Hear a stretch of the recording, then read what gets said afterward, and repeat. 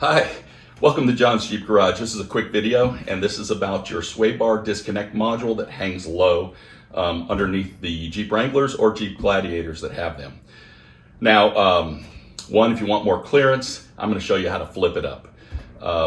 If you have a skid plate that you remove because you put an aftermarket bumper on and it doesn't fit, you'll see that this module is hanging low. And we can actually flip it up, doesn't affect performance, and I can show you how to do it in less than $8. And you can stay away from buying these marketed kits that are $55 to $65+, and all it is a bolt and a couple washers, and you are done. Watch this video and hopefully it saves you some money. Thank you.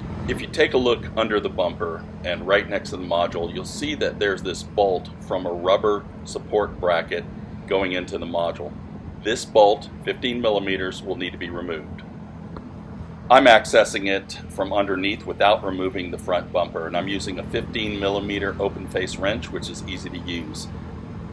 You may need to, as you start to remove the bolt, to push the controller towards the rear, almost in a clockwise position, just to be able to get a little bit more maneuverability and access to the head of the bolt.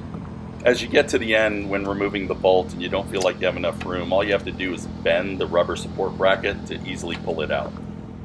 Okay, we've removed that bolt, and now the lowest bolt facing the front is the one we want to remove, 15 millimeters.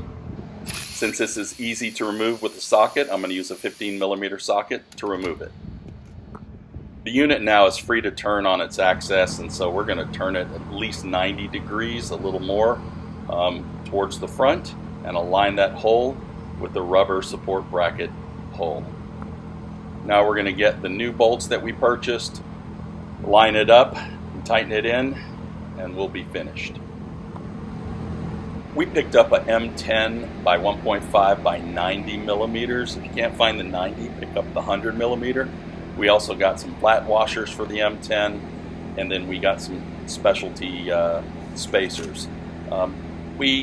You can adjust here if needed, or throw on some more washers if needed, but this should give you a close enough fit.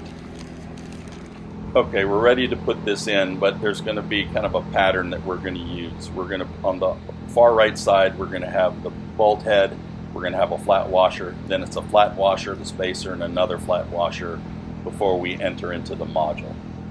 You'll have to do a little flexing in position and then tighten it after you gain alignment. Remember, this is not metal to metal, this is a rubber support bracket, so you just need it tight, but there's not going to be a torque.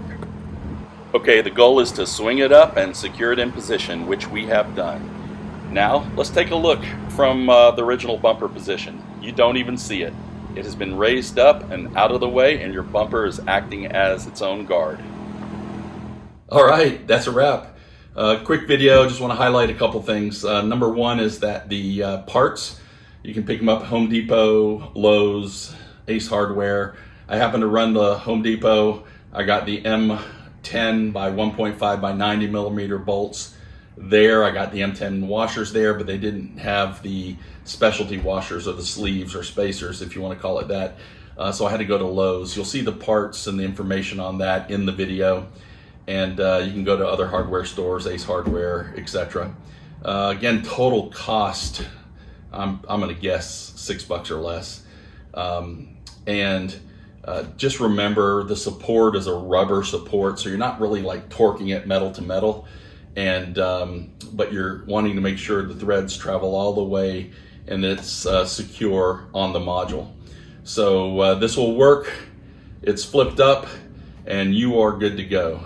Thank you for watching.